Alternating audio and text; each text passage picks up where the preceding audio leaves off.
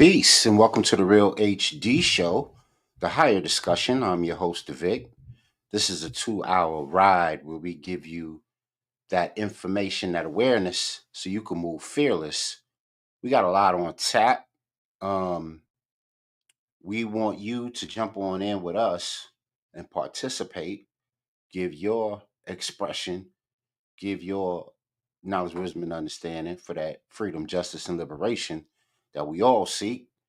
And the way to do that is you could chat live with us when I enter the call letters on the bottom. That's right. You punch it in, your URL up above, right?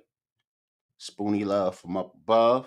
You punch that in, and we begin to make it better. That's the Beatles. That ain't me. Still applies though. So there's your number for the evening. StreamYard.com. NXMG5 WEQYU.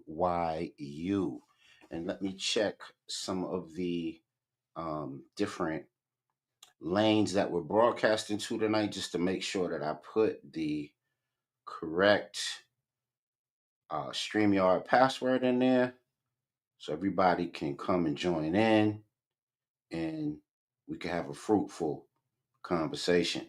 I'm blasting off on 4 Facebook channels. I am blasting off on, yeah, that's the correct one. NXMG5 WEQYU. Y'all can join in, have all enjoy, tap in, put it in, put this number here, StreamYard, and the letters that follow in the corresponding URL up above, and then you can join us and have a higher discussion, and we can get it done that way. We want and we need y'all to have this higher discussion to make this show valuable. Let me change the color because we got to be in tune with the day. You know what I'm saying? So that's that, that's that frontier right there. The frontier orange. Gotta love it. Gotta love that steel and velvet. Shout out to my Malik brothers. If y'all want to tap in too, I'll be more than love to hear from you and anybody else, you all and anybody else that wants to be a part of the show. And that is how it will go. But first, we have a video for you. We have our Ancestors and Elder Blueprint. Let's get it.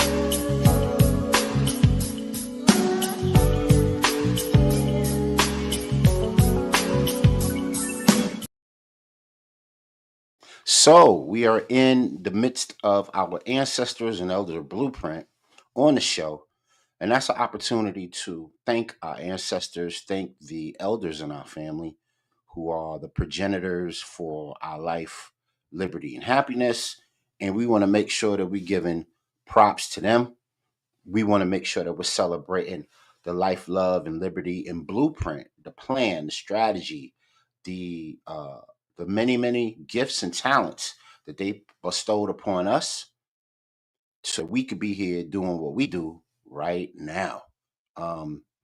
And one of these that a lot of people don't give a lot of attention to, it's been mulled over before in the news, and I don't know if it's been given the credit that it deserves to get. But my grandfather was down with this particular group. My grandfather was a World War II vet, a merchant marine, and he suffered a lot of atrocities. I believe, in a lot of ways, he was shell shocked because of, just his, well, he developed late stage autism, not autism, but dementia and Alzheimer's. And, he was a really hardened individual. He loved his family. He really did. And like a lot of men of that generation, they loved their families. But because of the toll of the Vietnam War, the World War II, the Korean War, that a lot of our men came back very different, very alter who they are. War, killing, exerting themselves, trauma, drama, had really made an impact on them. And then not only that, but one of the things you would hear in the 70s and the 80s, dating myself a little bit, right? Is you would hear that, oh, you can't make anything of yourself as an older teen, younger adult. Man, little boy, you better go in the military. So hundreds between the years of the 60s and the 90s enrolled in, and through the 90s, enrolled in selective service and got involved with basic training just for the bennies, just for the benefits, just for the benefits. And the jury has been out on that. The benefits were not worth the, the side effects, the years off your life it took. My dad died when he was in his 30s. My grandfather died in his early 70s, and my uncle died in his 60s. And peace, Sister Aurora. And I don't think that their journey through the military was worth them taking, years off their life and their liberty and their happiness. And we want to talk about that a little bit tonight. We want to show this video, and then we're going to come back on the other side and chop it up. All right, here we go. Elders and ancestors, here we go. Real HD show. Black World War II vets were denied their benefits. The GI Bill was supposed to benefit all soldiers. It helped World War II veterans prosper. It gave them access to college education. It led to the rise of suburbia and the baby boom. Theoretically, the bill applied to all veterans, but in practice, most African Americans were left behind. How did it happen? The problems began when the GI Bill was being drafted in 1944. Southern Democrats feared its potential social impact. The House Veterans Committee was chaired by Mississippi Congressman John Rankin. Rankin was a vocal segregationist who opposed interracial marriage. He made sure the program would be administered by the states. This made it easier for Southern states to exploit loopholes. Many vocational programs were only offered to white vets. African Americans could still apply, but they were told there was no equipment available. Intimidation and lynchings were also common. Thousands of black veterans were attacked in the late 1940s. VA unemployment insurance was also hard to get. If other work was available, unemployment benefits were taken away. But other work often meant jobs that paid less than subsistence wages. Southern refused to deliver the application forms to black veterans. None of this went unnoticed at the time. Both veterans and civil rights groups protested, but after several years of this treatment, it was too late. White veterans had moved into newly created suburbs. They began amassing wealth in skilled positions. Black veterans lacked those options. The majority of skilled jobs were given to white workers. Thus, the disparity was established for decades to come. The post-war housing boom also excluded black Americans. The GI Bill guaranteed low-interest mortgages and other loans, but they weren't administered by the VA itself. The VA could co-sign, but not actually guarantee the loans. Banks simply refused mortgages and loans to African Americans. Here's a telling statistic from Mississippi. In 1947, more than 3,200 VA guaranteed home loans were offered in 13 cities. Only 2 of them went to black borrowers, and it wasn't much better in the North. In New York, fewer than 100 of the 67,000 VA mortgages went to blacks. College admissions were similarly restricted. Southern universities banned black students outright. Northern ones were reluctant to accept them. Even the VA itself encouraged black vets to apply for vocational training instead. As a result, 95% of black veterans went to black colleges. These institutions were already underfunded. Now they were overwhelmed by the influx of new students. Most were unaccredited as well. The original GI Bill ended in July 1956. By that time, nearly 8 million World War II veterans had received education or training. 4.3 million home loans worth $33 billion had been handed out. Employment, college attendance, and wealth had surged. Homeownership had reached an unprecedented high, but the vast majority of Black Americans had received nothing. The wealth gap between whites and blacks only grew. This disparity still haunts America today.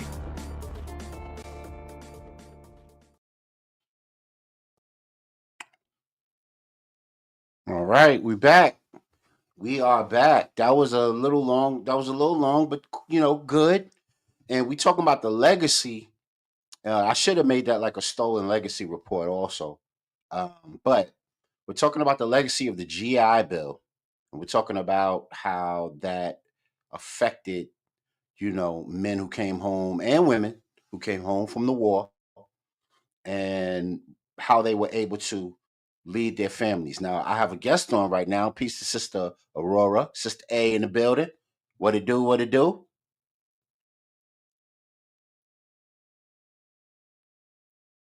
You got to unmute your mic. Let me give you a clap, though. I'm glad that you're back. It's great to be back. Yeah. So we're talking about the legacy of the GI Bill. We're talking about all of the set-asides that Black soldiers were supposed to garner because of their service to this country. And of course, it probably wasn't a war in this country that when the Black soldiers got themselves involved, that we didn't turn the tide. Absolutely. Soon as Black soldiers were put on the front lines, became active, became very involved in the fighting, the wars took a different face, a different angle, a different outcome. Germany was putting belt to ass all over Europe, and then there was some they were inching their way toward England, and then of course American the storming of the beaches of Normandy, and Black soldiers get involved in France, and so on and so forth. So a great movie. If you're not familiar with the World War II saga and Black men's and Black women's involvement, they didn't show a whole lot of Black women, but a lot of Black men. It's called Miracle of Santa Anna by Spike Lee. Go check Remember that one out. that? Oh my God, that was so That good. movie is so powerful. I always refer to it. And a lot of people didn't even watch it at the time it came out. And if you Yeah, had, you would never Laz forget it. Alonso plays his ass off. Derek Luke. What's my boy's name from Empire? Terrence Howard. Terrence Howard. Yeah. Oh I mean, man, it was loaded. star-studded movie. Star-studded Yes. movie. Even the people playing the Germans. I forget. I'm not gonna go to the whole cast, but they were named. They had some name and face value in Hollywood as well. I don't know how he assembled that sort of a cast based on what he be working with. They must have really just believed in the script, and it was a dope movie, man. And it was, it It really was. showed gave you a bird's eye view of what brothers was going through over there when they had the dichotomy of fighting in a white man's war but being Black men, and then the subterfuge that was going on from the enemy side when they were trying to like compel them and make them, urge them to be on their side. You know what I mean? Why would you fight for a white man that don't respect you and treat you and is racist to you? And you had all that to overcome. You know what I mean? Yeah, it was powerful movie. But my grandfather was a beneficiary of the GI Bill only because he lived in New York. He lived in New York. If he was down south, if he was Virginia on down, it might have been a whole different scenario. He went It on would have to, been. yeah, for sure, and he would have opened up. But now that doesn't mean it was always easy, Right. because the benefits that came with the GI Bill were a lot bigger than just a couple dollars for college and a couple dollars to open up a business or get And you to a buy a home. house. Yeah. Right. It was like you got recognition in the national cemeteries all over the country if you were buried, and you also got benefits to your spouse. It was a lot of accoutrement that went into the GI Bill, and the reason why I know that it wasn't that easy is because I had to go downtown with my grandmother as a teenager. You know what I'm saying? And argue for my grandfather's benefits. He was, he wasn't on his 2 feet at the time. He was debilitating pretty rapidly, over 70 years of age, and my grandmother had to deal with that eventuality and the fact that they were denying the benefits. And the sister that's on with me right now knows firsthand about the benefits that came out of World War II because she lived in Long Island and knows about them Levitt towns out there, don't you, sis? Yes, sir. I mean, and even there on Long Island, the Levittowns were geared for white families. Mm-hmm. We had been celebrating people like the Harlem Hellfighters at the time, and Yes. Yep. because I remember because the street that's next to Hofstra, which is Oak Street, was actually renamed the 369. For the part. That's why. Yeah, that's why that Wow. street. Yeah, that's why that Didn't street know is built. that. See? Yeah, it was I've because of been the in Harlem school all them Hellfighters. years and I ain't never even know that. Okay. Yeah, You yeah. Oak teaching me Street used to something. be there. Dope. Yeah. Glad you won. And I remember being out there when they were dedicating as a young child with my mom. Anytime something was going on, she dragged us, no, this is where you're coming. And so that was really interesting to dope. see how many Black military families, that did rest on Long Island, but they were not afforded the opportunities to get those Levitt houses. Right. And that was really kind of different. But Hempstead at the time being the hub, and especially for like Navy, and we were not even close to that beach, but somehow it became the hub. And between Rockville Center and Hempstead, coming up, what is now shout out to Rockville South, Center. Wow. Yes, you throwing all them old Long Island names back at me. Shout out to Rockville Center. Yeah. Is there still a what's that spot? Trader Joe's over there? Yeah. Oh, I love Trader Joe's over there. Still, okay. Shout out to that. That's the old Long Island days. Shout out to Long Island. Shout out to Hempstead, Baldwin, Uniondale, the whole LI fam. You know what I mean? Yeah. All the way out. All the way past. Yeah, all the way out there. Shout out to all of y'all. That was military, and that's where the Black officers actually end up getting homes in Mitchell Field. Officers, and Nassau Community College used to be a military base. So you had the officers there. Okay. One of our buildings, which was African American Studies building, used to be the hospital. Wow.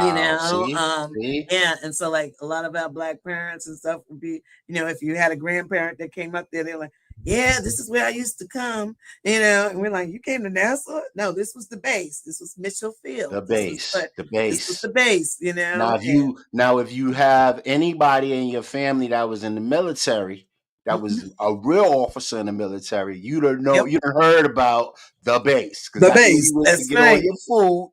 You know what I'm saying? That's where the family went to get the food, and everybody got in the car, and you had to go to the base, and that was like our little snap. You know what I'm saying? Exactly. Because then that was our little EBT hookup. You got stuff for less, At the base. For less. And so the base. You always want to tap somebody who's in your family. Come on, I want to go to what is it called? The commissary. Come on. Yep. I need to take it to commissary. I'm having a podium. You can get, and at that time I think you can get the champagne called Dom. It was Dom Negro. What is it, Dom or something like that? And that was supposed to be the big one, but anybody who was military is like, no, I need you to take me to commissary because I need to buy alcohol for this party. And everything was really cheaper. Everything was cheaper. And they only what's curious about the GI Bill, right?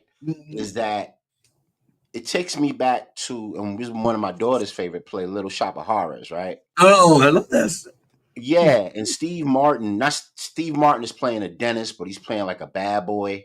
And then that's supposed to be the love interest of, the girlfriend of Rick Moreno. And there's this big scene about I wish I could be part of your world, right? And it shows Levittown. It actually names it in the movie because it was supposed to be like this utopia for people who wanted their first house. Yep.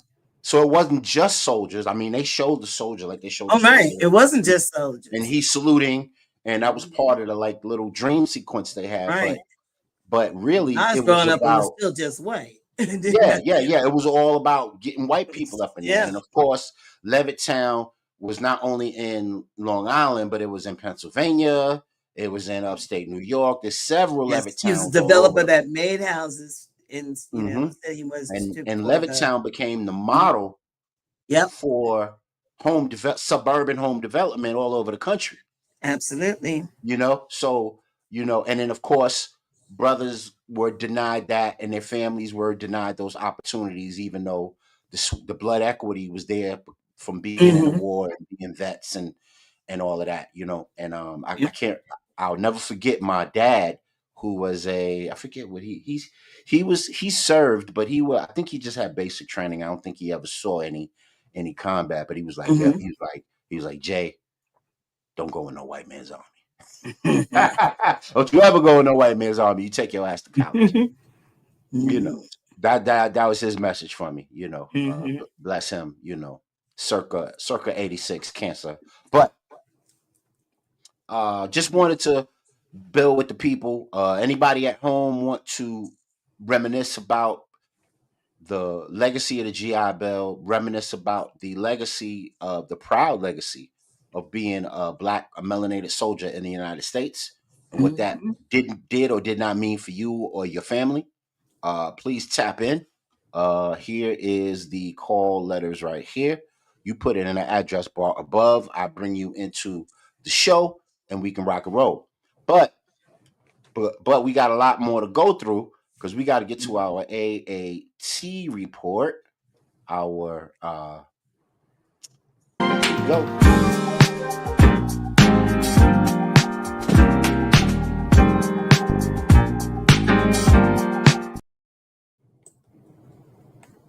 So I'm not sure if you guys heard the music. There might have been a stoppage there. Let's see if I can get it going again.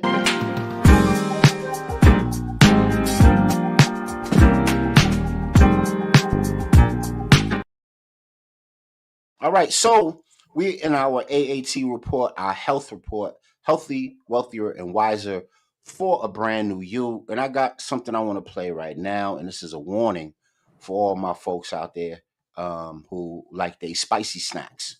You know what I mean? Oh no. And we know there's we like our spicy stuff. Not my spicy snacks. Yeah, we like our spicy snacks. Our flaming hot Cheetos and our Toquitos and all the rest of it, right? You know, I don't know what out there is.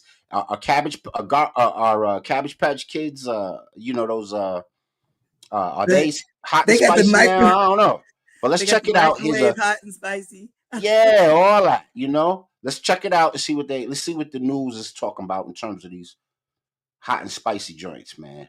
Holiday coming up. We don't want our folks in the hospital. Long you'll be making the kids lunches again, right? Yes, indeed. But now doctors are alerting parents about a popular snack that could land your child in the ER. You see it right there, flaming hot. 7 Action News reporter Jennifer Ann Wilson is here with the snack you may want to consider skipping. Spicy snacks like flaming hot Cheetos and Takis have become so popular that now you're seeing this fiery red powder on just about everything, from popcorn to pork rinds to potato chips.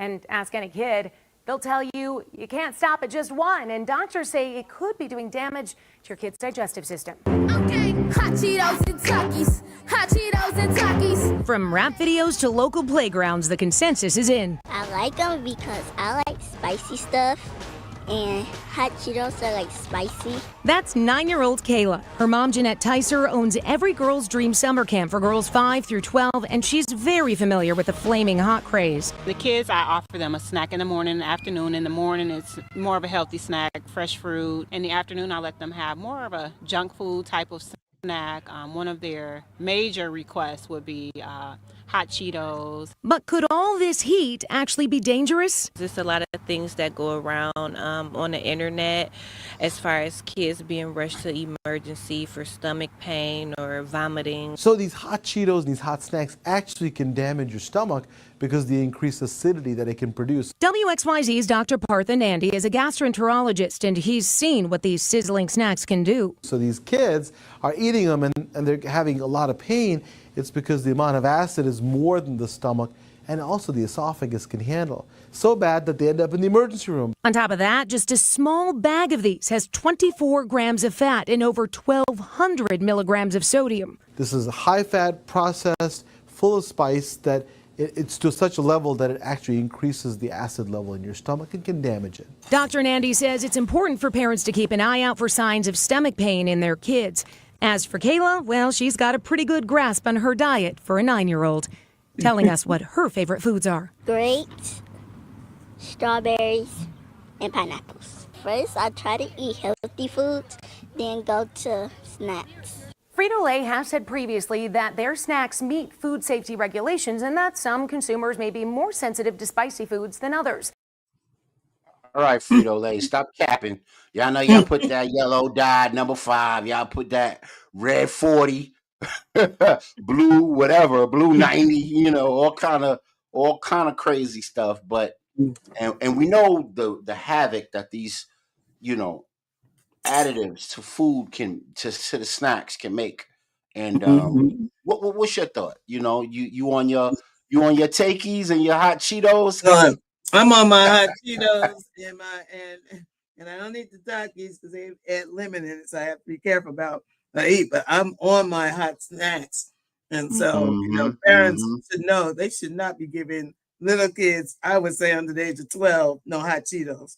Yeah, I put them in my mouth and I suck on them so I can suck on the nice spicy out of it. But you know, I'm thinking if it falls on the floor, I don't want my dog to pick it up because I don't even feed it to them. So I wouldn't not feed it to a child.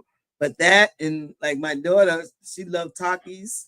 You know, but that from a older teenage life, I would then let her buy those.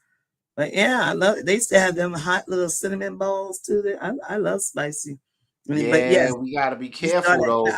Gotta be careful. You know what I mean? I've come to the end of eating heavy spice like that because again, I have no stomach lining now. There you go. There you go. We gotta be careful, man. That stuff, and it also wreaks havoc on the kidneys too, because you know your kidneys and your liver gotta process all that stuff. You know what I mean? Yeah. Yes, I had to cut down. I had to cut out. Even the microwave. They started making microwave hot and spicy popcorn. Right. And I was like, I said, okay, I just bought it because I wanted to figure out how's it going to taste when it's popped. You know. Right. You know. But right. Yeah, I had to cut down. But again, I've been eating spicy for a long time, and so food just doesn't taste right unless it has a. No, I agree. I mean, my grandmother grew me up on the curry and the Scotch bonnet peppers and all of it. But I put it you know, when it's manufactured, and it's all processed the way that it is. So it's a no good. You know what I mean? Now I don't mind. You know. Everything in moderation, of course. So if you're having one bag of a small bag of something every 3 or 4 months, that's not going to. But you know, there's some, especially me as a teacher, I know, and I know you know as an educator, these kids will bring this stuff to school every day. And be eating it in the morning. Okay, They every day. They on repeat with it. Burning, and you're eating it in the morning. You know, where's your breakfast? You know, right. That's the breakfast, though. You know, it's cheap. It makes you feel full because you got you're hot. You're all worked up over the heat, and just no good. But let's jump into this other one because I got a couple ones under health. So let's get into this one right now. This is about if you're traveling to the world's greatest city and what you should look out for. Here we go.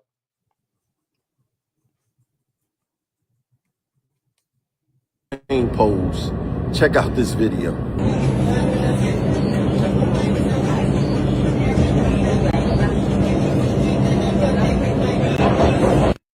wait, there's more.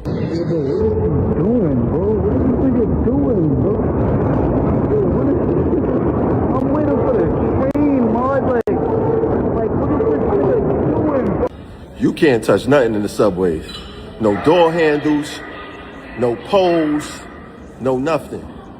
And if you don't wear gloves, you got to carry this around in New York City Transit. And if you are going to hold on to a pole, like I said in my other videos, you got to reach at the highest point. I've never seen a booty up there. I'll catch you guys later. Peace.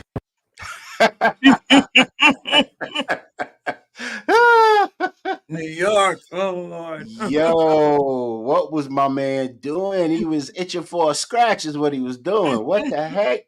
Man, listen. I love my city, man, but look, come on, man. Y'all gotta do better. We gotta do better, New York. That's crazy and a half. that is crazy plus one more. So excellent. Oh gosh, I don't want that to be a reality. I really don't. I'm gonna pretend like I didn't see that. I'm gonna block that from my mental Rolodex and act like that wasn't. I'm gonna eat the best part and spit out the bones because I didn't need them visuals. I rebuke them visuals. That's wild that people will be doing that with their bodies like that. Oh gosh, yo. Especially if you're doing that with your bare bum and that particular thing has got rust all over it, and now you in somebody's ER with rust all in your bum. You know what I'm saying? Oh my gosh. Come on, man. Yo, if my grandmother was out there, she'd be spanking some ass. She would get that belt and get to spanking some ass. She would put belt to ass real quick. Like, come on, y'all. New York, we got to do better than that. Don't be rubbing your bare extremities on subway poles and subway handles and all kind of wild business like that. That's not sanitary, man. Come on. Come on. We supposed to be the greatest city on the planet. Knock it off. Please, Brother Rue. How you doing, bro? Everything is good. Everything is good. Yeah, hate to bring you in that way, man. Let's bring my man in with some elegance, man. We were talking about some craziness a minute ago. Let's bring my man in with some elegance. There you go. Oh man. Peace, sis. Yeah. Yeah, we in the middle of our there. AAT report, our health segment, and we were talking about do's and don'ts when you in the New York City subway. And bro was putting us on that, you might want to carry some gloves and you might want to have one of those. You know how when you go to the store and you trying to reach something up high on the shelf. Yes. I don't know what that's called, but you might want to have one of them on you too. So you ain't got to touch nothing. I know you're talking the yeah, the grip. Yeah, the grip. So you don't have to touch a single thing. You know what I'm saying? Oh gosh, that's awful. That's wild and a half. That is wild. There's a lot of mental illness going on these days. Yes, sir. Yes, sir. Absolutely. Yes, sir. Yes, sir. I mean, it's always been around, but it's more frequent in the streets now. Absolutely. So you a New York vet, man, even though you're on the West Coast now, bro. Give the audience some do's and don'ts if they plan to be a visitor to New York or if they're just a youngster in New York trying to make their way around. What are some of the do's and don'ts about being on a train, commuting, that you would personally tell the folks? Okay. Well, number one rule, if you're going in the subway, never stand on the platform. Stand by the stairs. And nowadays you can actually time your train, but long ago what we would do, let's just say it's I'll give you a scenario. Let's say it's me and my brother and two sisters or something like that. My brother might be in the front, the sisters are in the middle, and I'm in the back. We sandwich the sisters, we sandwich the children, because you never know what angle violence might come from. you know. And if you gotta move, you want to be by the stairs or on the stairs. We rather be on the stairs, towards the bottom, of course, but on the stairs, because people get pushed onto the tracks randomly. Yeah, you know, at different time periods, we've seen that. From me being stuck in the subway in the middle of the summer during a heat wave, I would suggest definitely take at least a liter of water with you. I was Wise advice. Wise advice. Yeah, I was stuck in a cart for over 45 minutes. Wow. Yeah, Yeah. can I add on real quick? Yeah, Me and my son, and shout out to Kivo, we were there, and we were stuck behind the E, and the E wasn't working. So you know what you got to do when the E ain't working, and you got to divert that, and then you got to walk down that yeah. whole platform on what was it? I forget the street. It was is it 92nd? 92nd Street in Queens, and you got to walk down the alternate platform. Oh, okay. All the way from one side to the other side, and then that heat, bro. That heat ain't no Yeah. joke, bro. That Yeah. heat'll choke you. That heat'll Yeah. choke you for Yeah, sure, definitely. for You sure. So know, yeah, it was definitely an experience. You know, things was cool until the adults started getting a little wild up, and then funny, you know, it was weird because the kids was fine until the adults wasn't, you know. Yeah, and that's when the yeah, kids started crying and, you know, getting a little panicky in the cart with us, you know, right, because right. one or two adults started to, I guess, feel a little claustrophobic, because it was definitely uh the air was thick. The air was thick, definitely. I know what you mean, bro. You I know know, what you mean. I know so what you mean. I would say those two things, definitely, just always stay looking alert, because anybody that's trying to do something is usually looking for the person that's not alert. So if I got on an earpiece right now, right? So when I'm around places like that, I'll hang one over my ear, so I only have Right. So you one can in, hear. so I can hear, right? And just always periodically just take a swivel, just look around like you're looking around, like, you know, like you're just looking around the place, so those around you know, like, oh, okay, at any moment they could look in my direction. Purses for women, cross it across your body, never on one arm. Another, this is a thing that we chased a dude one day. We didn't know the sister on the E train. A bunch of us, we was going to a show we had to do.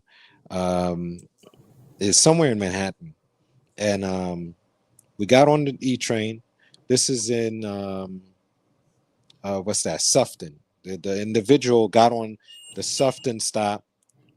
There was a lady sitting right next to the door. I advise all women try not to sit right next to the door opening, because this random dude ran in, punched this woman in the face, broke her nose. Oh wow. Yeah, blood all over her newborn baby and everything. We chased after the guy, man.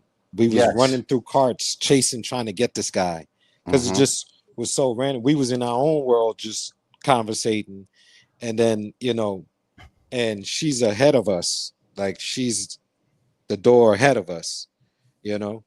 And he walked in and he just like looked at us, and as soon as he looked back, boom, he hit her, and he started running through the doors. So we were running through the carts, and by the time we got to the next stop, he exits, you know, and we didn't get to like get at him. But you know, I advise women not to sit next to any of the open doors. Try to sit in the middle. If you're gonna sit on the seats, sit in the middle. Was another situation I was gonna advise too. Oh, Well, like this Guru happened. said, in the album Jasmine Taz, watch the closing doors.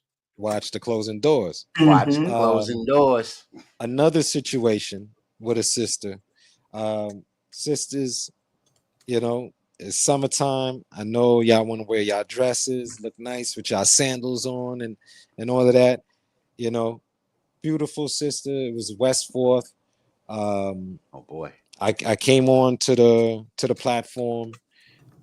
She was already there, you know, and I leaned up against the, so there's stairs to go down to catch the D train, and there's railing right there. So I leaned up my back there, so that way nobody could come from behind me, right? Mm-hmm. So the sister, you know, she's just looking around or whatever, and I saw this humongous rat. You know, city rats is big, right? Oh yeah. So I try to get her attention. Look like sneakers. Yeah, exactly. Like some Shaq sneakers. So you know.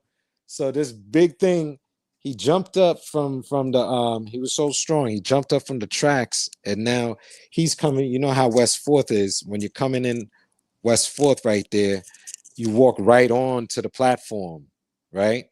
Coming from the entrance or whatever, the hall, then it's the platform, right?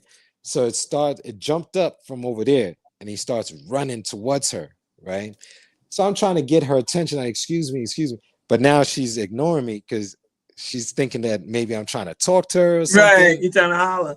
Yeah, and I'm like, it's nothing like that, you know. And as she turned around as to play like I don't see you, and give me her shoulder, huge rat runs over her, and he must have peed because his urine was all over. I would have been done. It was. I mean, it was so crazy. He was so big. Tell you how big he was. A couple from the other side, on the opposite side of the tracks, saw it happen. And the girl, she screamed before the girl realized this big old rat, because she froze. When she saw the size of this rat, she froze, you know? And his urine was all over her foot. She was losing it. And I said, I tried to tell you, I was trying to warn you that the rat, you know? That was a crazy moment. You know, I could laugh at it now, but I really felt bad for her because she had the open toes and Since we reminiscing, I remember the incident where the young man fell through the subway grate and got bit by 20-something rats. Do y'all remember that story? Wow. You know how they say, "Oh, don't walk on the subway grates." They, you know, they bringing out the exhaust and whatever else they got from below, and don't walk on them things. And you're like, you know, whatever. You walk on them every once in a while, whatever. But you know you're not supposed to. Right. Just so happened, dude walked on it, fell through, and wound up fracturing part of his spine. So couldn't move. And the rats just went at him. The rats just went in. Wow. And I was like, man.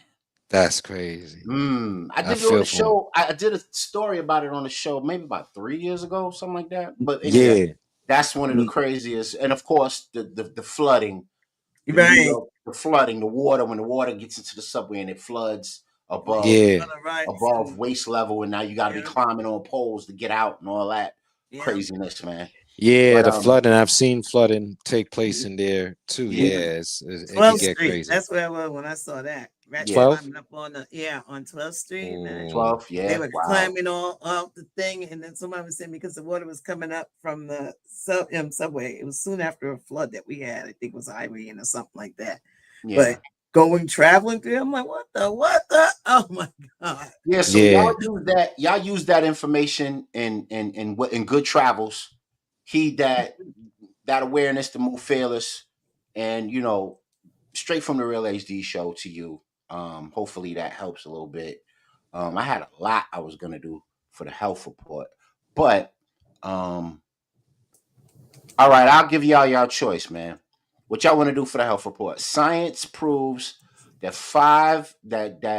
there's 5 sexes in the animal kingdom, or do y'all want to do KT to Arch Degrees 5 superfoods for the holidays? What y'all think? Those holidays is coming up. Yeah, I think that would be beneficial All for right, so now. let's go. Yeah. Let's do that. Let's do that. Give me 1 second. I'm gonna pull it up, family, and we can get to it. Let's see.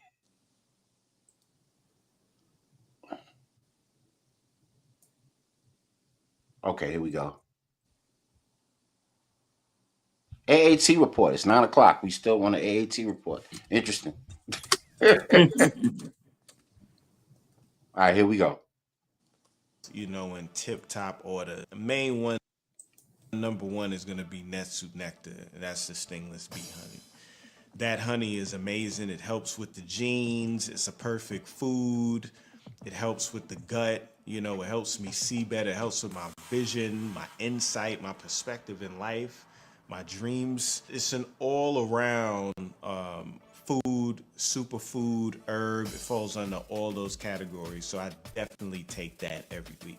Another food that is very, very necessary is sea moss. It's something that I grew up on. I've always used, I'll always take.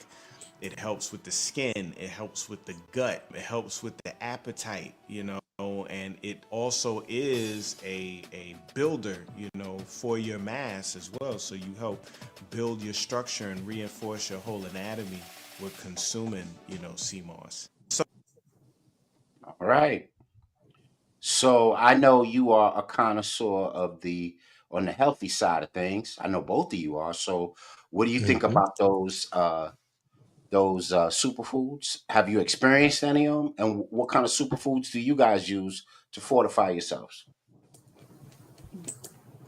I like that green drink. What's it? Spirulina. Spirulina, yeah. Spirulina. Yeah, yeah. Yes, I Uh-huh. know. And Yep. Health to Food who introduced me to that. And sea moss. I have to have mine special because I can't have any lemon citrus in it. So shout out to Mark Blake who sells great sea moss. And those are two of the current ones that I'm using. I mean, over the years I've used a lot of different things.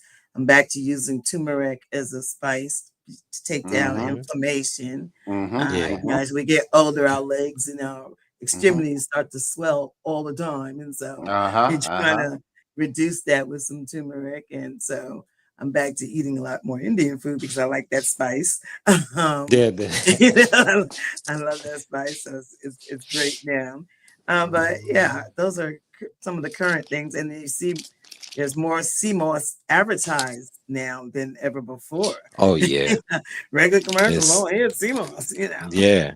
They're going Seymour's crazy now. Flavor now, because see, before it wasn't like flavors. It was just like, Yeah. and now you got all kinds of flavors. So They even got the sea Yes. moss chips. and Oh, they that's are nothing doing that's it now. seaweed. Seymour's chips. Yeah, and I like Yeah, they got sea seaweed moss chips. chips. Trader Joe's. Yeah, sea moss Oh chips. wow. Yeah, for sure. So, For sure. yes, sis, you were saying about the seaweed with like Yeah, the nori and all seaweed. that. Yeah, like they had little snack pack. And actually, my kids actually used to like that. I used to get that, and so they eat the seaweed. Those comes in a little package and has Yeah, real like nori. Yeah, Nori. yeah, Yeah. exactly. So actually, my girls love it, and so they now eat it themselves. I don't have to force anything. I like a lot of seaweed salad, which is kind of different. Mm. But That's hey, how Yeah, because the seaweed give me a little bad aftertaste, but if it's in a salad, then I can rock with Yeah, it. Okay. yeah, Okay. which one Because makes it it just give you right. because I'm allergic. I'm not allergic. My palate is allergic to a lot of fishy stuff. You know Yeah. what I Yeah. mean? But if I get it in a salad, chop it up real good, add a lot of the other good things to it. Add your kales and Mm-hmm. your lemongrass and all that to it. Then it's not as pungent. You can get it down. You know Right. what I'm saying? Yeah. Yeah. Okay.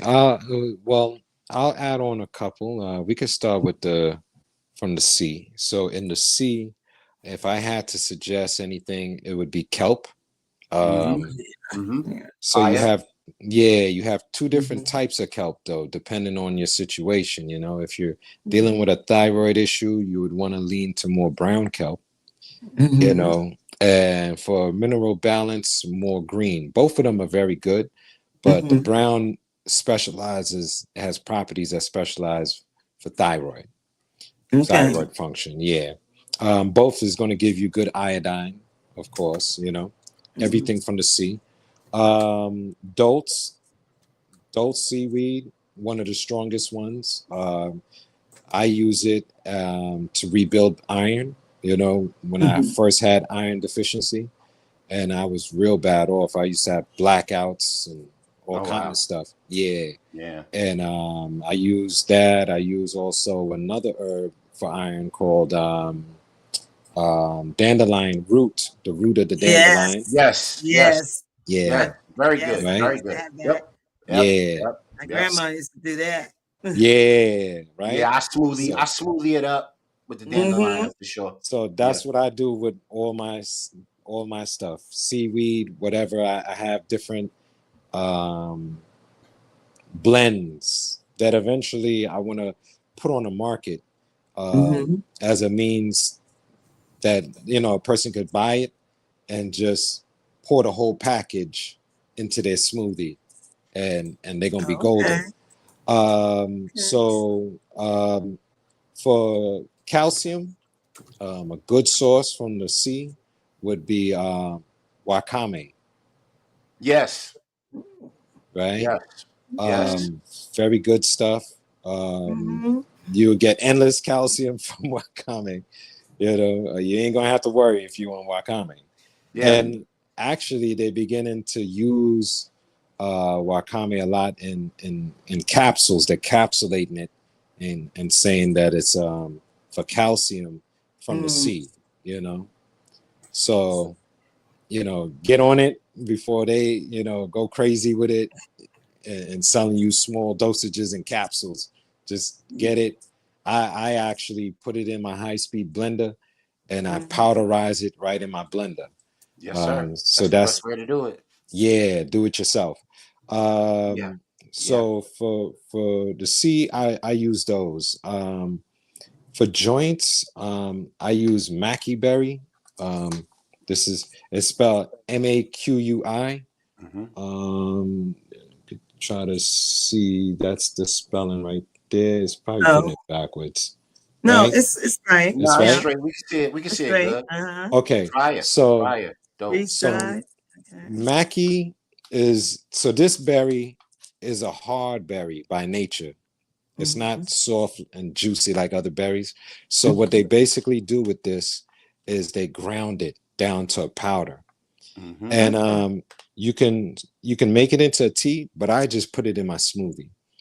Okay. You know, and your body extracts the properties out of it, and this is very good for your joints. My mom had a replacement knee, so you know, sometimes when you have a replacement knee, the other knee sometimes compensates for the lack of pressure you're putting on especially right. So when you just got it, you know, you kind of I'm gonna have to try that. Yeah, Mackie berry, I'm very, having very a knee good stuff. surgery next year. Okay, so Mackie berry, definitely excellent. I was using a level tablespoon. So I give you examples. Say I eat too much white food and it got my joints aching and stuff like that. Level tablespoon in any of my smoothies, it's gone. And it goes away. You feel it go away same day for a couple of days on.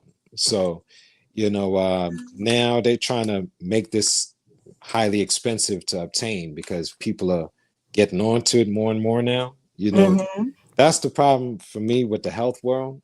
The health world has become another get rich scheme. Right. You know, it's become fads. Yeah. It's become fads. So every year they got some superfood that's going to cure everything. And then you go and you buy it, then you realize, oh, it's good for this and that, but it's not good for everything. There's nothing good for everything. Right. You know? So, but this is good on the joints. Yeah, I stand by I'm this. I've gonna been try using this this for one. This is years. new for me. I'm going to Yeah. definitely try it. I'm gonna try it because that's what I'm having a problem. I swell so much and there's so much inflammation in my body, and I'm like, Okay. why is this happening? And what the doctors will give you, they'll give you water pills and things like that. Oh yeah, Yeah. yeah, And Yeah. that's what they give women, all the time. And I'm like, come on. And so I started to use spices because I'm like, why don't you just tell Did us, you? hey, give us a water pill and then have us drink a gallon of water? You're going to be running to the bathroom, okay? Sister Aurora, did you Absolutely. see my show on water pills? Yeah, it was, yeah. Were you When the on at that brother, time yeah, I for was that on at that particular show? time. Okay, Uh-huh. okay, okay, okay. Because Yeah, because that's why I was at Tip. I said, I there's got a so much lot of like information. contrary information about giving folks water pills for high Yeah. blood pressure and all that other stuff. Yeah, and that's what we were It talking about. counteracts with a lot of active medications, and and a lot of times it does more harm than good. You know what I mean? Mhm. Yeah. So another thing I want to say about the joints too, the joints can self-repair. Mhm.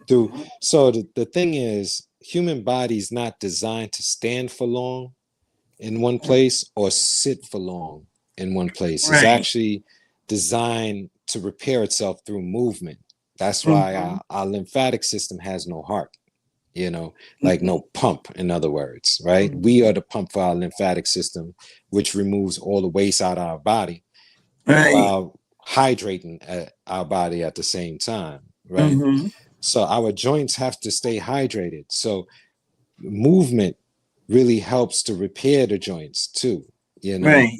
depending on what you're dealing with, if it's drying of the joints and stuff like that, then it's a hydration issue, really. Right. And me and my brother been talking about this for the last couple of weeks. Most any disease in the body is going to start with dehydration. Yes.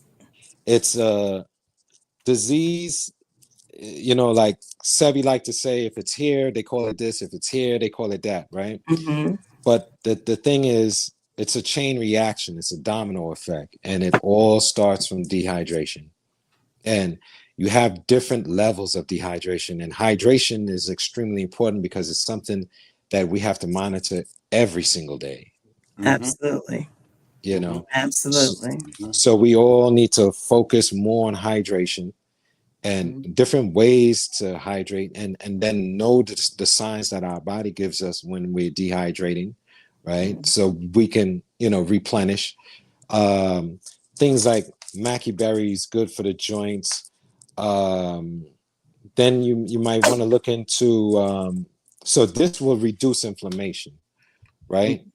But Mhm. rebuilding the joints, you definitely have to look into what creates collagen, the different healthy ways of recreating, getting the body to go into a state where the stem cells are replenishing and and creating collagen. Now, my homeboy, he did a thing with his knee because he's a Muay Thai fighter, and he had some tears in his in his knee, and they did a thing where they took out some of his plasma, and he said they spun it, and then they re-injected it back into the knee, and that actually repaired his entire knee. So now you can't even tell that he had a knee issue.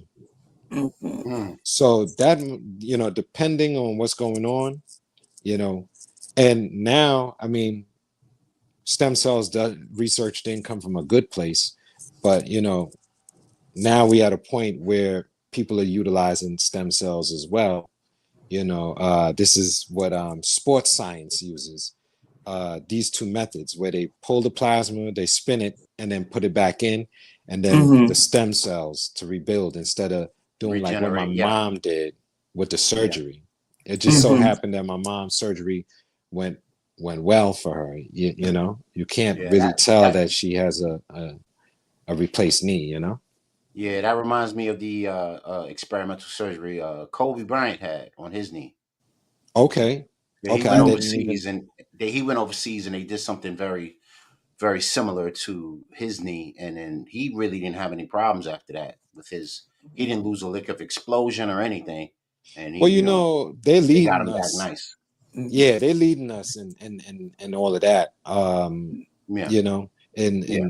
in the science of food and nutrition. Mhm. So what I'll also say too, sis, is that watch the white food, all white foods. Yeah.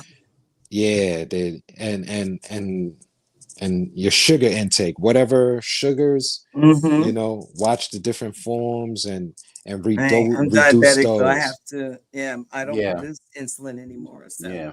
Okay, yeah, so I have to end up herb, having sugar.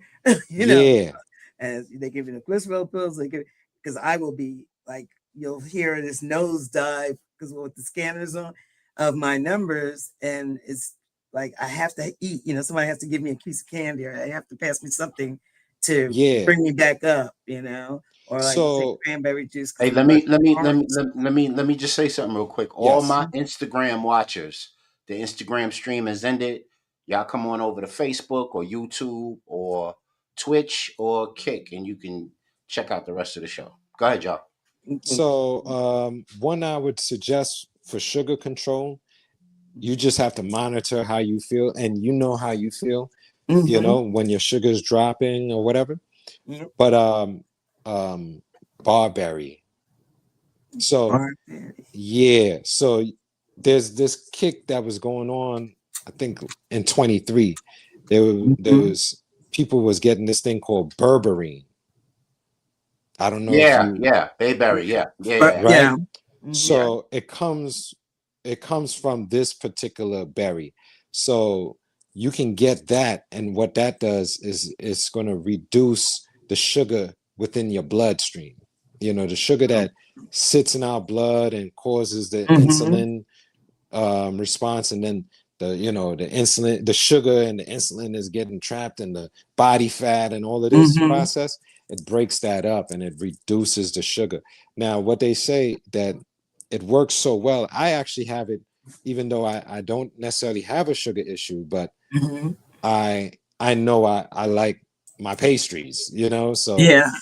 I use it sparingly, but and it definitely kind of helps to curve like your sweet tooth. A better curver for sweet tooth will definitely be watercress.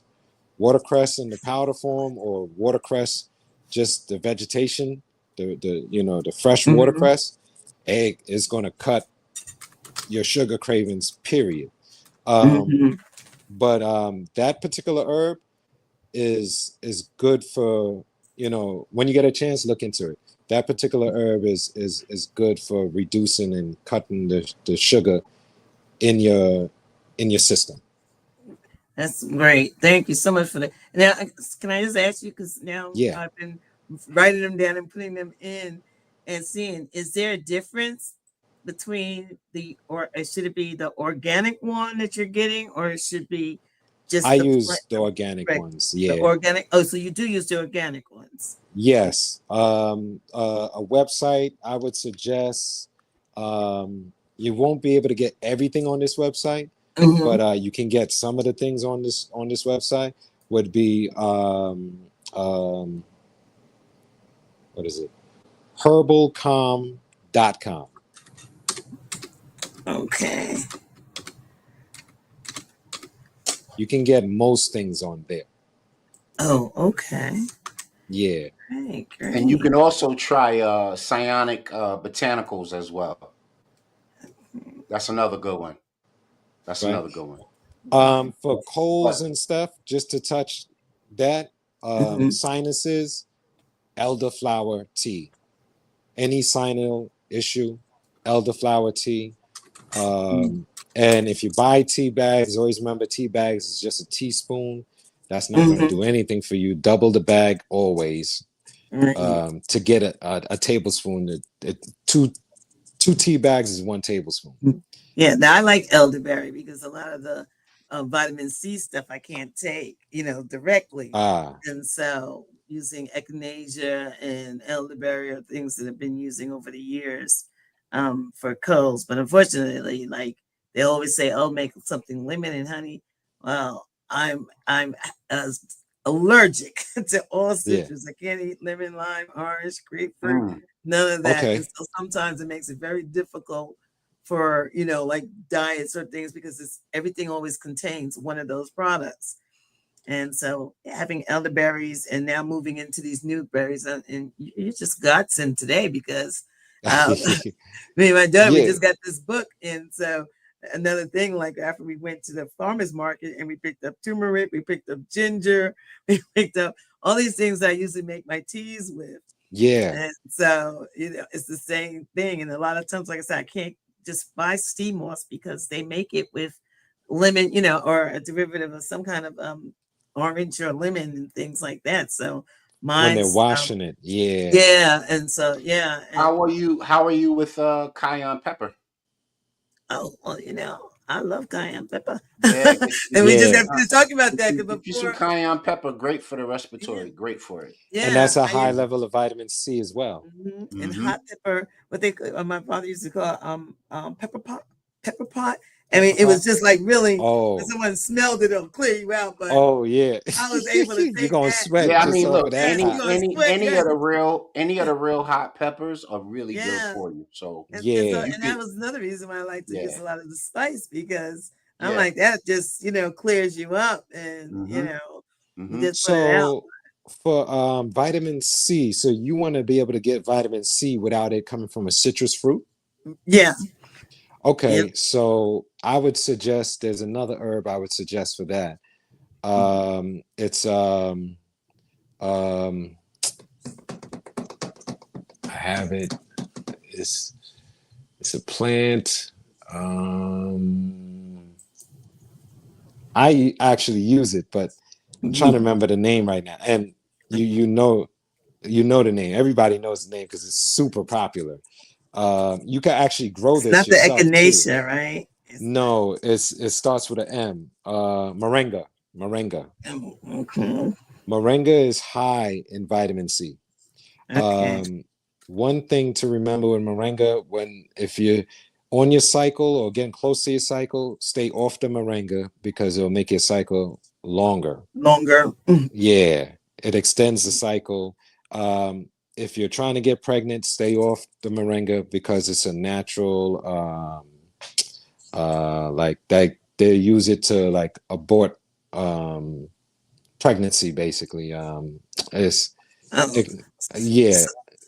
You okay. know the right term for me. Get I you don't. I don't. Wait a minute. Say that Um, louder for all yeah. the dads that got daughters. Here, have some Moringa tea. Hey, yeah, please let's not do real quick that. before we move on, because we got to move on. Yeah, yeah. Sweet potatoes, kale, and sweet potatoes, kale. I'll tell you about the peppers. Sweet potatoes, kale, peppers, and cabbage.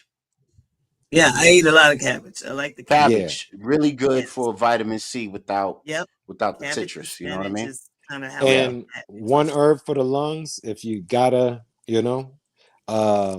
marshmallow root.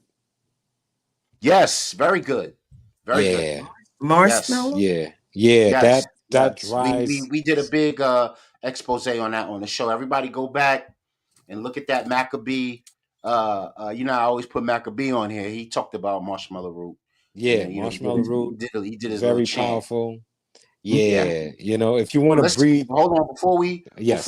before we get too deep into it, because I don't want to lose time. Let's get into our little Yeah, city go ahead. report. Here we go.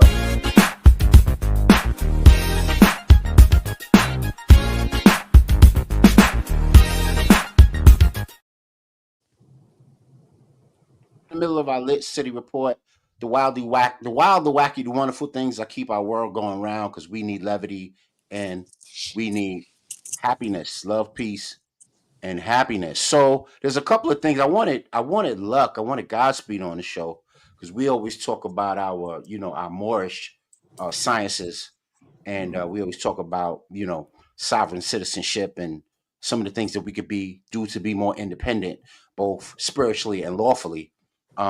But there's a cowboy who claimed his jurisdiction by some race soldiers that were trying to encroach upon him, and it's making the waves. It's making the headlines, and I wanted to play it, and I wanted to have a little conversation about that. Check this out, and we'll talk about it on the other side. Here we go. Melanated cowboy jurisdiction. Here we go.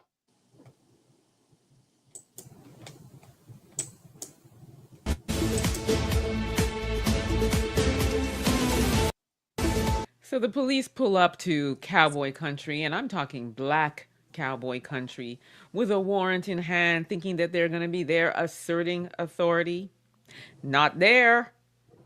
Not that. Take a look. You got private property. You have no business being here.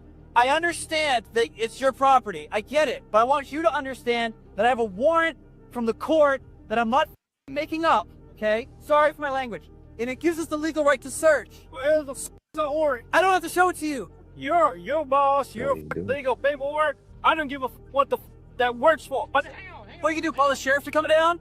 I don't give a who you gonna call here. You want to call somebody, you can call somebody.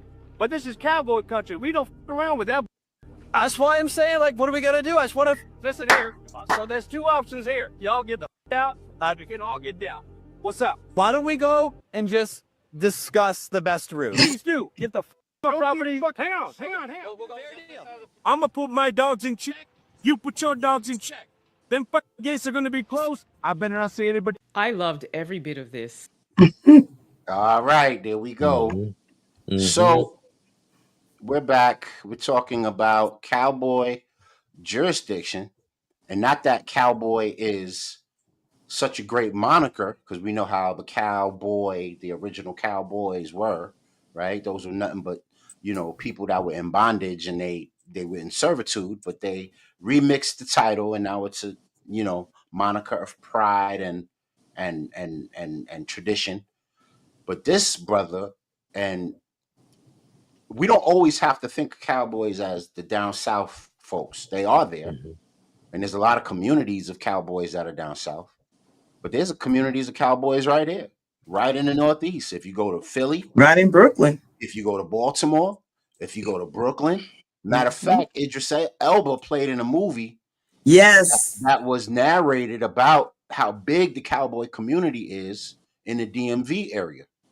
You know what I mean? The Philly, Delaware, Virginia area, and how big that community is. And they raise horses, they raise cattle, and they serious about their frontier lifestyle. But one of the things I wanted to talk about specifically was the jurisdiction part. What do y'all think about the cowboy, the brother, and what he did to claim jurisdiction over his lands? And did he need a magistrate to do that? And what do we think? Well, I'm piling on, so I'll let y'all respond. I know that was 2 questions already. I got about 5, but go ahead. What do y'all think about that clip? And what do y'all think about the way that he enforced his jurisdiction about his land and what was going to happen or not happen? Y'all thoughts? I mean, isn't it almost like a stand your ground here? Primarily is like, look, okay, I know what my rights are. Okay, y'all need to know. I know what this is. What we say on cowboy country. Cowboy land. And so they kind of were backing up, and they're like, okay, he's serious about that. So let's. What are we gonna do? What are we gonna do? I mean, it's a little bit unlike the sovereignty of reservations throughout the country. We have reservations on Long Island, and their sovereignty. There are some that you can't just come on there and think you're going to arrest somebody. That's a shout out to my Shinnecock brothers and sisters. Okay, there is a lot of still, throughout the country, sovereign lands. You have no rights on there. You have the town sheriff can't come just up on there and think they're gonna do something. They have no rights. That's true. If we going by law of the land, you have 2 sides to American law, right? So constitutional wise, you decide where you can practice self-autonomy, which usually private land people, that's what they're doing. you know, and they only contract with the said government when necessary, when need to, you know. And so what he was saying there, he's absolutely right. And the reason why they couldn't rush him is because one, police precincts, police is a privately owned corporation themselves. So yes, sir. Let's talk about it. they know when they cross jurisdictional lines, they're liable to be sued, and they can go out of business like anybody else, like any other corporation, you know. So they got to protect the overall dollar at the end of the day. It's always going to come back to the dollar. But in the American Constitution, it does say that, you know, you can practice self-autonomy, which means, you know, if you know, so this is the game. It's all this board game is all about the contracts, you know, and learning contractual law and mastering it to a point to gain or to buy back your freedom. What I say is people do 9 to 5s and all of that in the hopes to buy their freedom back, because we are all free people. Every human being on planet Earth is actually born free, but we're born free into a system that makes money off of the lack of our knowledge. So in this present world that we exist in, these cities and these little rural areas, right, we're governed by you know, that's governed, let's just say, right? You pay for what you don't know here. Yeah. So sure. it pays to Well actually know. Well said. Right. So for instance, it's funny that you brought that clip up, because I was telling my brother, due to Fred Hampton Jr. Striving to resurrect Black Panther, there's a brother in Chicago that actually, you know, stepped up to the plate, and he's been battling with the police since he's come back. And you know, he's on TikTok a lot. Do you see him? You know who I'm talking about. Yeah, I forget the brother's name. Absolutely. Yeah, he in the street talking to the cops, telling them to move on. So the thing is, people are looking at him like, is he crazy? He's going against the police, right? And he's probably in one of the worst states, right? In the top 5 worst states to do what he's doing, right? And you'll notice they're not touching him. Why? Not at all. Because he knows their rules and regulation. You see? And I'll give you a different scenario. Some years ago, maybe 10 years ago, it was popular, Moors in court, and you'll see Moorish brothers or brothers who claim to be Moorish, right? In the street, and they're challenging the police on jurisdiction, right? And you'll notice they still got arrested. Reason being is because they lack knowledge of the system and how it operates. The court system has its own rules and regulations it has to follow. And the police has its own rules and regulations they have to follow. They're not underneath. Everybody's underneath the Constitution, but under the Constitution, every state has its own Constitution, because every state was a country before it unified underneath the Union we call the United States of America. So it's layers to this thing. That's why if you're getting involved in that, you really got to sit down and do real serious research and take it very serious, because when you step out of the bounds and you're saying, look, I'm no longer a slave, aka 14th Amendment, a citizen. I'm not that anymore. You know, I'm on the self-autonomy side. They're going to challenge you, you know, and most police are not good with their own rules and regulation, but they know when you start calling out their statutes, like the brother from Chicago, you got to be on point like him, because he's not just stating the law, he's actually telling them where to go find it. You see? So now they know, okay, this is an A-class dude. This is why they don't touch him, because one, they could be sued individually, bang, bang, bang. Yep. and two, the overall police precinct can be sued, and three, technically, if the citizens of a town comes together, this is what the Black Panthers is trying to teach. If the citizens of any town come together and say that the police not sufficient, that we're going to police our own neighborhood, right? That precinct goes bye-bye. Yes. Let me just interject real quick. Yes.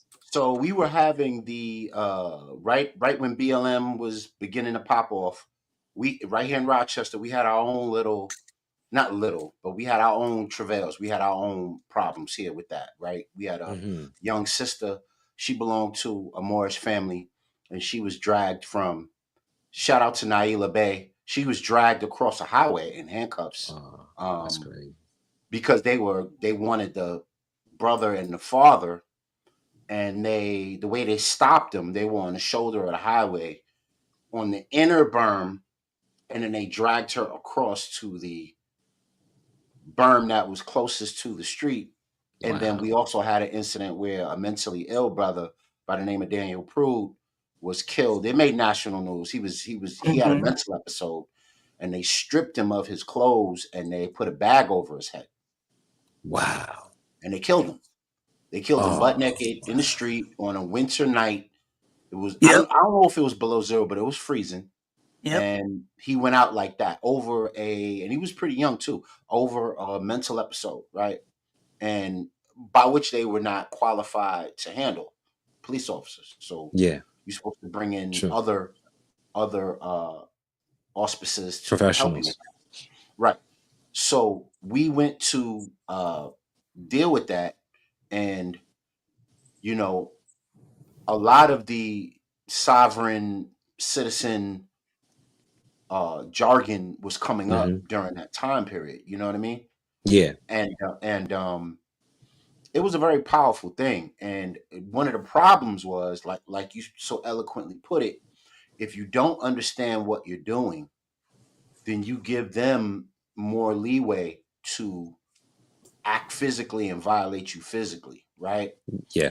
And one of the things that happened, not just with them, but with a lot of people that go through that, is, and the brother played it out in the actual video. You have to meet force with force. And I hate to put it like that to people. Everybody would think, I got rights this way, I got rights that way. You only have rights that you can enforce. Absolutely. That's true. That's true. it. That's always been it. Yeah.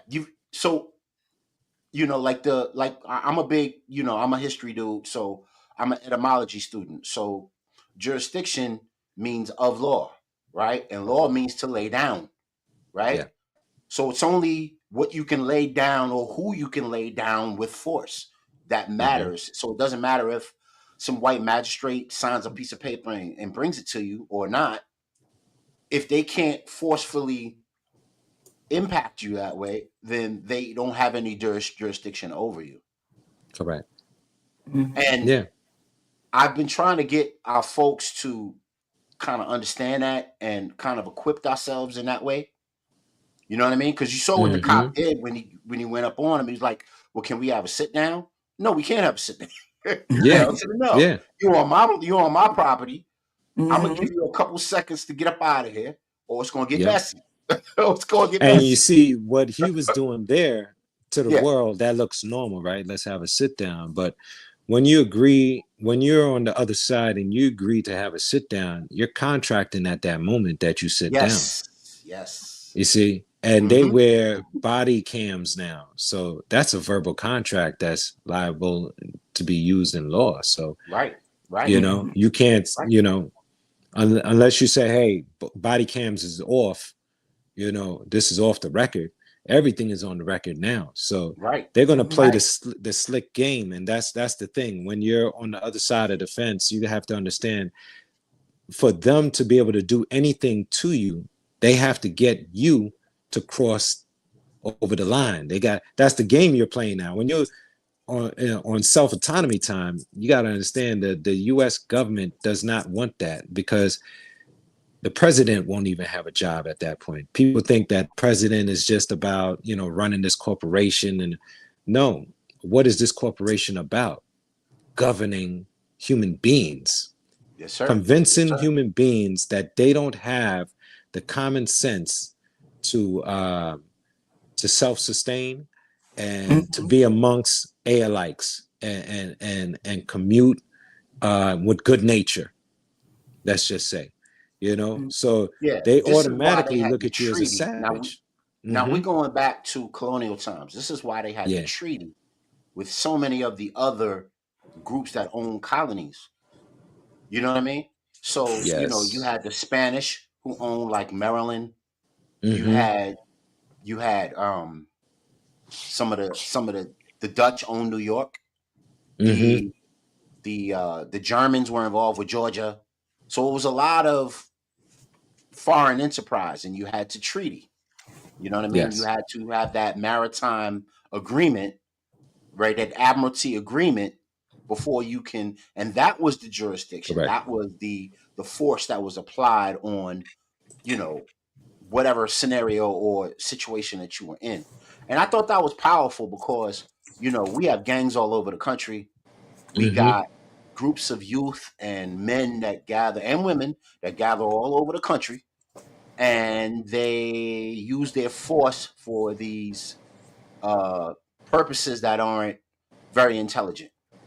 When Right. they That could actually be take away using from them. right, when they could be using their force to claim jurisdiction over Yeah. their blocks, their land, their neighborhoods, their homes, Mm-hmm. and then And those no-knock warrants would go away overnight. yeah. So Because another they thing. know that if everybody in the area claimed jurisdiction over that area, and you was going to get 15 people showing up, if you came through with your claiming jurisdiction, because it's about the claim, right? So when you go to Yeah. court, you have a claim, Yep. right? So it's about a claim. So if you claim jurisdiction and they claim jurisdiction, well, Yeah. who can lay it down faster? Who can lay it down better? Like, Exactly. that, or we got to act like some civilized folks now, because we could all act like some fools, you know what I mean? But we use our force in such unmendable ways that aren't really to our advantage. I just wanted to put that out there with the That's clip true. and build on And that. Go ahead, bro. and if it's not to our advantage, then it's always to our disadvantage. And For sure. For that's sure. what when I was in the school system, that's how I was educating the youth about gangs. I said, look, Yes. Yes. gang culture may breed certain things that is useful, like brothers and sisters being able to come together on one accord, but what are you coming together for? That's what you got to look at, So you come together, y'all build a brotherhood, a sisterhood, y'all building each other up, but building each other up to do what? And I showed them, I said, look at the areas where before the gang comes, and look at what happens to the areas when the gang are actually there, and what's taking place behind the scenes is most important. If you live in a neighborhood that was like myself, I lived in a neighborhood that had no gangs at first, right? And it was considered the middle class, a strong middle class, right? And this is in New York. Then the gangs came, and that middle class quickly got destroyed to a point where they started to say there is no middle class. Well, what is destroying the middle class? One of the entities they utilize is gangs, because gangs, the higher ups, the so-called whales that come in and buy up property by the dozens and the hundreds, in units and not individual, right? They come and buy up blocks. They go to the gang-ridden neighborhoods. That's where they go. That's what they utilize. You see, this is why gangs are not. This is why gangs are dealt with the way they're dealt with, because they serve purpose to the higher ups, those with the money that come into your neighborhood, and they'll buy up your whole entire neighborhood for pennies on a dollar, because they utilize the gang violence to bring down the equity on the land. So now they get it at pennies on the dollar. They don't have to crash the market. They just crash your neighborhood, So I'm going to add on and to they that use you. when it could be used for the reverse as well, not just the degradation, but the advancement and the development of those Yeah. areas. You know what I mean? For the Right. security of the neighborhood. You know what I mean? Right. So we don't have to see no more sisters getting dragged by their hair in the news and Right. beaten up by cops and all of that. You know what I mean? Yeah. I And can't. the Now I'm saying and I'll go never ahead. forget when they used the mafia to police the neighborhoods when the men were at war during these world wars. We started off the show talking about World War II, and in the absence of police and everybody was over there fighting, right? They used the mafia to police the neighborhoods. Yeah. Yeah. When there was an And absence of real police. And that was an now, agreement that was made with the United States government. That's real stuff. Y'all go look it up. Check that and the out. thing is, so it was all right for them to do that, but when Black Panthers came and did that and more, all of a sudden now it's an act of terrorism on the land. Right. See, right. One of the things we have to understand too, as long as this particular government, and I would say this particular financial families, stay in power, we can't expect to ever get a fair shake on this land.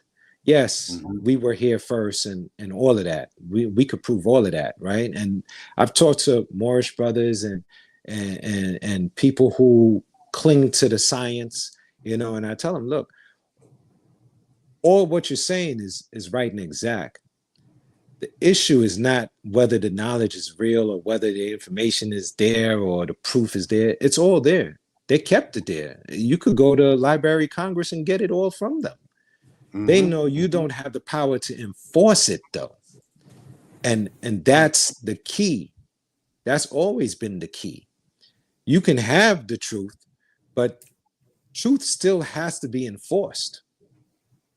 Otherwise, lies win all the time. Yeah. Yeah. And the issue that we have is that good people, I wouldn't say they're scared to fight because they will defend themselves, but good people don't want to fight. That's the issue. They don't want to fight. And, Minister Farrakhan. Y'all keep going. Okay. Give me 1 second. And Minister Farrakhan has been saying that for years. He's been trying to tell them, look, this is what you want. You got to fight for what you want in this nation. That's what they respect. They don't respect just words. That you got to have some type of force behind what you're striving for, And the issue that I have with youngsters that part of these gangs is they also want to talk about generational wealth. And if you destroy your community, you destroy the first step to generational wealth. Exactly. Recently as 2020, and I don't know, you probably heard about it because it pops up on the news or pops up in a lot of the news lately about those 19 families that had bought like 100 acres of land in Georgia, and then to create their own town. It's called Freedom. It's called Freedom, Georgia. Now, here it's great. They have bought this knit together, but they're missing the mark only because one, you notice when they showed us in 2020 them actually purchasing the land, and now on the land they are marking their land with tents, because they have this. So here is where it turns. You almost have a path to sovereignty, but you're not taking it because you veered off to make this new community a vacation haven. Okay, a vacation. So you're pushing it as a vacation haven for Black families.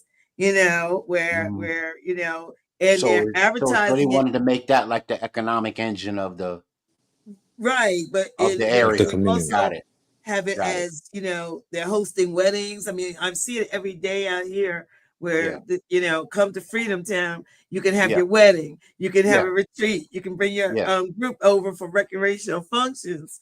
Okay, Mhm.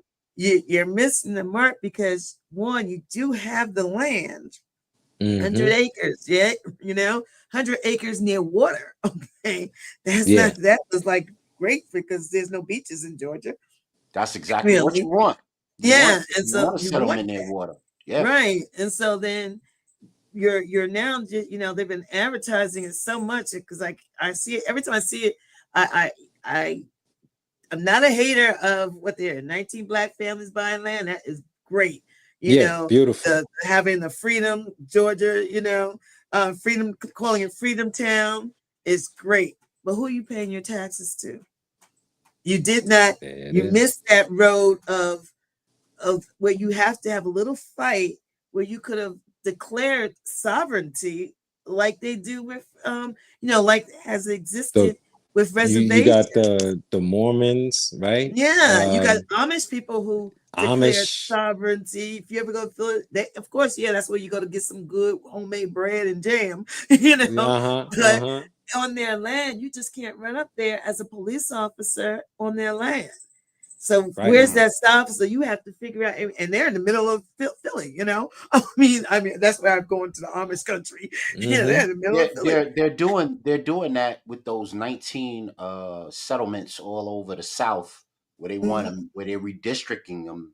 If you pay attention to the news, you hear them talk a lot about redistricting. Yeah, Redistricting California, they try to do Georgia like that. Change the redistricting line. Texas, and now they're redistricting a lot of central southern America.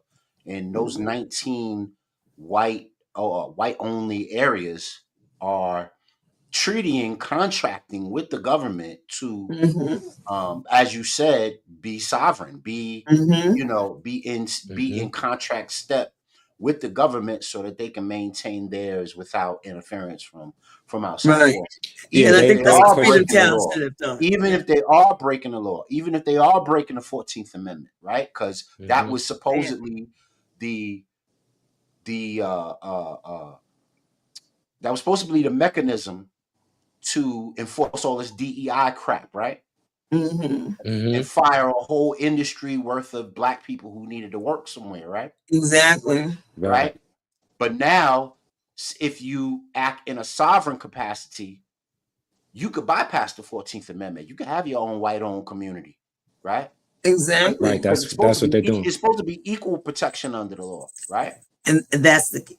It's supposed to be And equal if you protection. violate the 14th Amendment, then you shouldn't be able to have your white-only owned town, right? But they're getting it because they're dealing with the government from a sovereign positioning, not from a positioning of being like underneath their thumb. But go ahead, bro. A citizen, right? And the thing is, they did their homework though. That's the thing. Yes. And they took it very serious. You know, some of my friends is like, oh, to hell with that white. I'm like, no. Don't get upset. Get intelligent. Study what they did and learn from them. Because what they're doing, you can do too. It's just that, are you going to put in the work that they put in to have what they have? So I remember Minister Farrakhan wanted to do that years ago, and Elijah Muhammad. Maybe in the 80s, late 80s, early 90s, they were talking about, having their own lands and they wanted black people to move into our own, basically take over a state. Like, let's all move here, take over a state, treaty, do the things we need to do legally to establish ourselves in that regard. And I always wonder what would have happened if we would have done that. If that would happen. Yeah. Not just use prosperity to move to Atlanta, right? Right. But really move under the guise of being self-sufficient, both legally, from a vanguard point of view, and from a agrarian point of view. Be 360 with it. But go ahead, bro. And just to add on, the issue, because what we're talking about is nothing new. This has happened time and time again in America, right?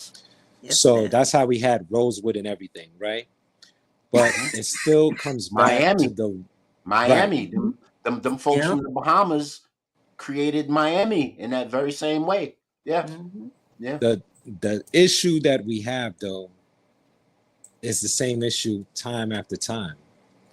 And that is the fact of the lack of protection, security. We do not we get into all the spiritual blah blah. We get into all the holistic blah blah and the good living and the blah blah, and we don't protect it. And I'll show you. It's been our downfall in this nation from since the inventors era, because what we talk about, oh, everything you can see in America, original people created it. True. The light, everything, right? Combs, whatever, cards, whatever we could think of, right? But why don't we know in the modern day that we were the creators? Why we have to go and dig? Why is it that these people names are lost unless we speak on Why them? don't we own it anymore? Because we never put enough focus, the same focus we put into creating, we have yet to put into protecting. Absolutely. And that's what the Honorable Elijah Muhammad was actually really teaching.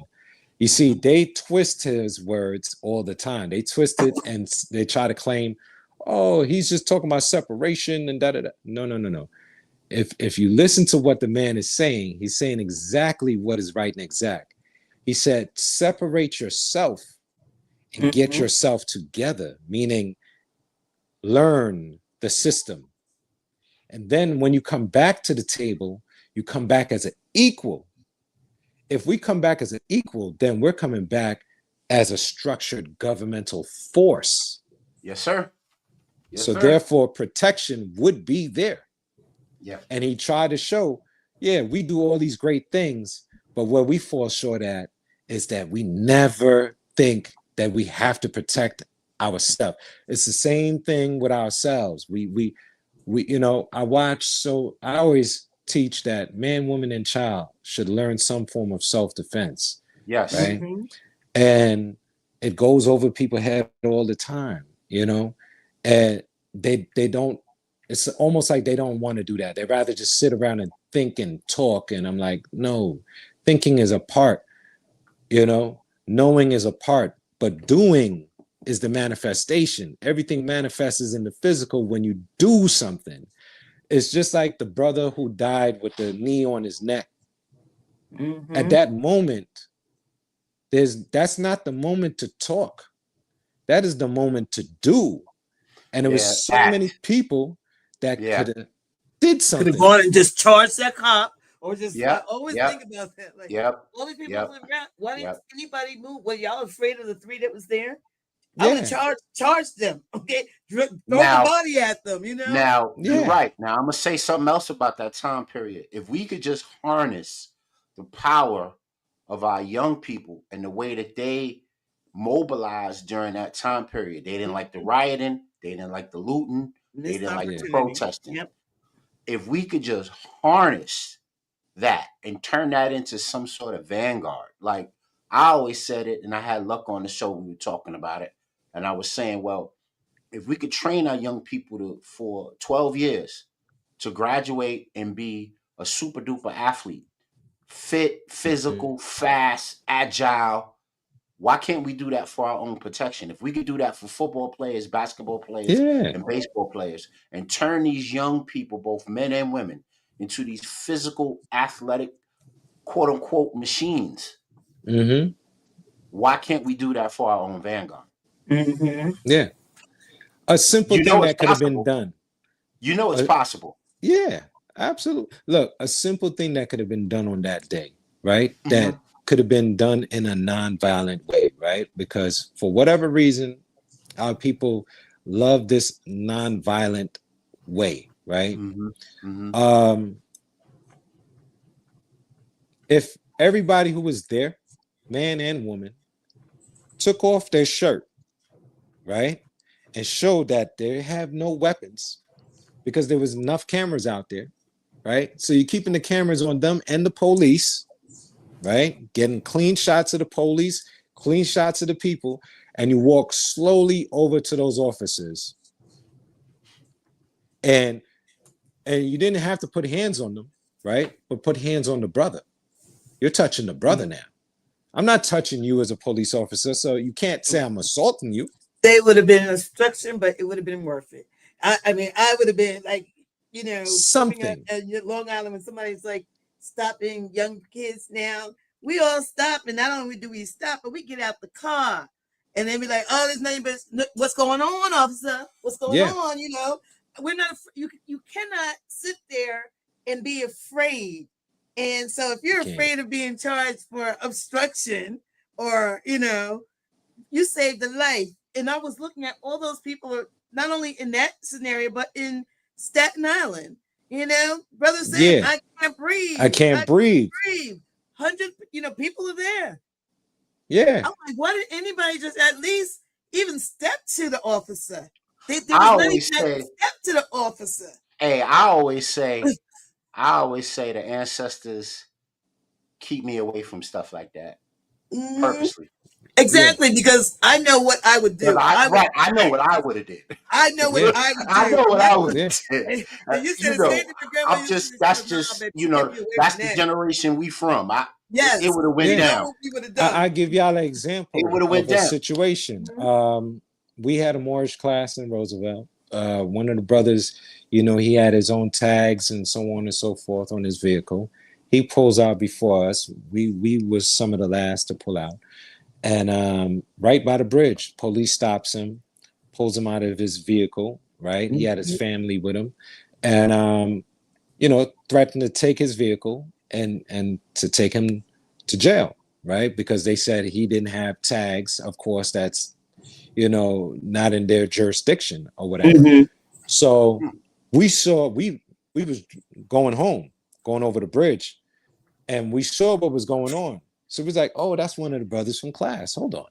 We turn around, right? And some other brothers, by the time we're there, some other brothers is already on the scene. And just us alone on the scene, and it had to be maybe 6 of us, maybe, right? A couple of cop cars, you know, we was in equal numbers, right? And we resolved that issue right there. People was outside. They filmed it. It was at night. You know, well, it was evening, and we resolved that issue right there. The brother got to go home with his vehicle, with his family, you know, and we approached them. We wasn't yelling at them. Shoot, I'm talking louder than I was talking then, like, you know, and we resolved the issue in a proper fashion, and they couldn't do nothing with it. Because they realized, like, no, these brothers know what they're talking about, you know? Right. And they didn't have anybody of a higher rank to come out to speak with us, and they had to let the brother go, you know? So sometimes words can work. Sometimes you got to use slickness, intelligence, you know? A situation where it was 6 cops on top of that one brother, or the police choking out that brother. You don't want to approach the police with your hands towards the situation. Put your hands up, take your shirt off. Go bare chest. I mean, you bare chest for everything else, right? If you could get on Instagram and be bare chest, go bare chest, turn around right in front of him, make sure you have an audience, make sure everybody got their cameras on. Let it be known, I have no weapons, and slowly approach the situation. Don't touch the police officer, touch the brother, touch the sister that needs help, and ask and plead with them. Say, look, let's resolve this a different way. Brother, calm down. I'm here with you. Sister, calm down. I'm here with you. You have an ally. Cool out. Let me be your voice. Excuse me, officer. Can you please release this individual? You're choking them. This is not lawful. You know, we have eyewitness here, you know, and go about it that way. But and who knows what could have happened, right? Nothing happened, right? But at least you tried something instead of just standing there like, Yeah. and talking to each other. That's foul. That's messed up. Oh man, look how they doing the brother. Look how they doing the sister. Like, that's doing nothing. You might as well go home. If you're gonna do that, go You home a and do lot that. better than me, bro. It would have went down. I hear you. I hear It you. would have went down. You know what Like I'm saying? it would have went down. But you know, everybody's not cut from that cloth. So it's like, I understand some people are going to be farmers and some people are going to be warriors. But everybody No, can't that's be real. the farmer. That's The real. farmer needs protection too. Yes, You sir. know? Yes, sir. And that's what it come down to. A lot of our warriors are locked up. A lot of our warriors are in gangs Playing for the wrong team. Playing for the wrong team. You know? And they got on them helmets and them baseball caps and them big basketball jerseys playing for the wrong team. I say this about Nipsey Hussle. Nipsey Hussle is a prime example of what I'm talking about. Nipsey did the marathon, and the concept of the marathon, part of it, was to get rid of gang violence, to unify all the gangs across the United States and be an example to the world, right? So he made this little tour that he did, and he was going to the different cities where it was heavy with gangs and bringing them together and having them all talk with each other and hang with each other for the time he was there, out of respect for him and what he was doing, right? Right. Kendrick is furthering the cause, right? Now, that's what Pac wanted to do with Thug Nation. That was his dream. Deal, he right? wanted to do the same thing. Yeah, yeah. So now Pac is gone, right? Mysterious death, right? Nip is gone. Mysterious death, right? Because they got this brother.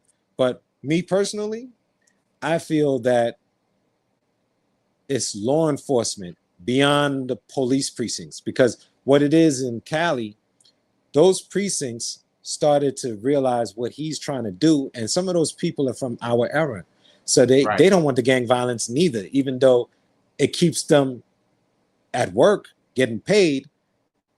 They have a conscience. They don't want to be paid for something that they know that they could put a stop to, right?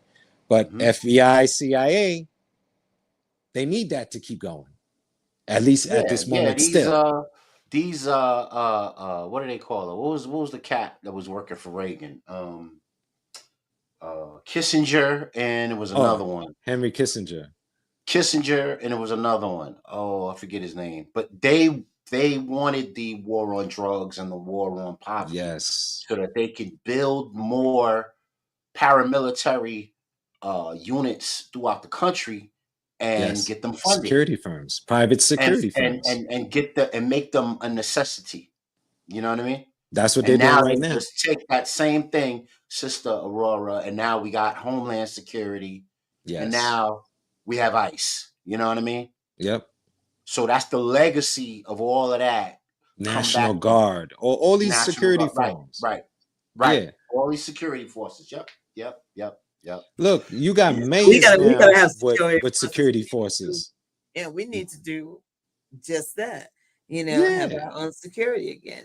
That's my point. Yep. And so even as I was mentioning with this town, it's wonderful that you have Black families who have made these purchases and has gotten this 100 acres of land, but they need to then now, you know, and they're like I said, they're advertising. You can come there for your weddings, have your wedding here, have your event here, have your vacation here. But where's your protection? Where's your? They need a security form. If I was them, I would treaty with the NOI.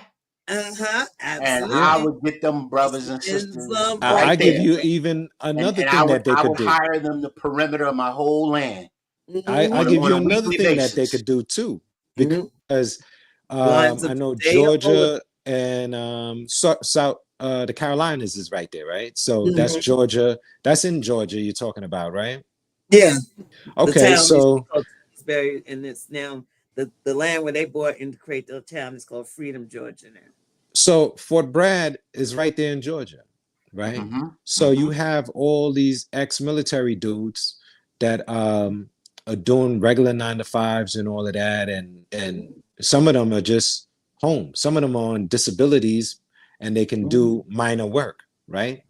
So I would go there and create my own security firm because it can be done underneath this. I mean, mayors, that's not even an office, got security firms. But one of the things too, like I said, mayor, create your Mm-hmm. town hall.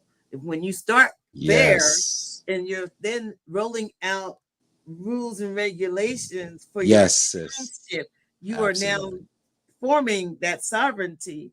But you have to do that step. Hey, you have to start with your own infrastructure. All right, hold on. I didn't mean to cut you off, but we're about to be cut off because the stream is about to end. Got you. Yes, because it's after 10. It's after 10. I didn't even notice that. Yeah, we just going. It's a beautiful thing. So join us next week when we all come back, plus others, plus one more, right? We're going to be Funky 4 plus one more. Make sure you like, share, and subscribe. Make sure you turn on your notifications. Make sure you comment and timestamp on whatever you heard that you found valuable here today. And we're going to be back. I had so much to get into. I had the Nicki Minaj joint I was going to get into. I had the Sexy Red joint I was going to get into. And this is all pertinent to the people. We're not the Inquirer over here. We're getting the pertinent information. And I also had a expose on the Yakub theory that I wanted to bring to the people. And I wanted us to really get intricate on that because that has a lot to do with the Frankenstein movie that's out right now. So those are some of the things we didn't get to that we will get to next time. So if any of that sounds appealing, if any of that sounds like you want to get involved with developing and building and get that awareness so you can move fearless, make sure you tune in to the Real HD show next Wednesday when we do it all over again for the freedom, justice, liberation, and vanguard of our people. For my good brother Rue, for my good sister Aurora, I am the Vic. This is the Real HD show. Peace, y'all. Peace and love. Peace. Peace. Love.